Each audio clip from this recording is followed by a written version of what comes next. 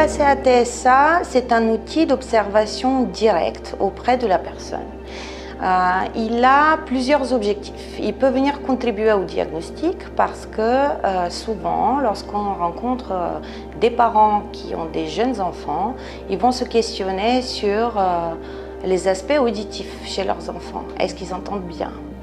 Est-ce qu'il n'y a pas un problème de surdité parce que mon enfant ne répond pas à l'appel de son prénom, parce que mon enfant n'est pas attentif à l'environnement et en même temps mon enfant réagit quelquefois de manière bizarre face à des stimulations sensorielles auditives fortes.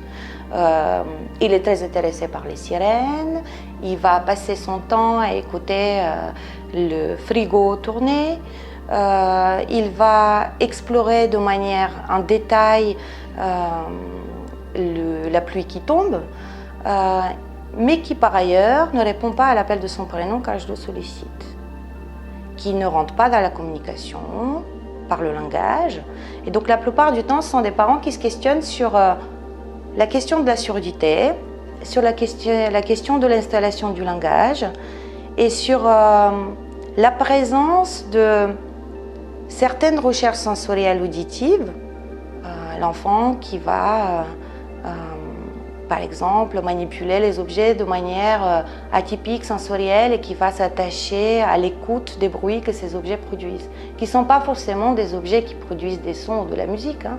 Ils peuvent être des objets de l'environnement de tous les jours. L'enfant qui va jouer avec la chaise qui tourne et qui va adorer le bruit que cette chaise fait. En même temps, l'enfant, ce même enfant, qui ne se retourne pas quand on l'appelle.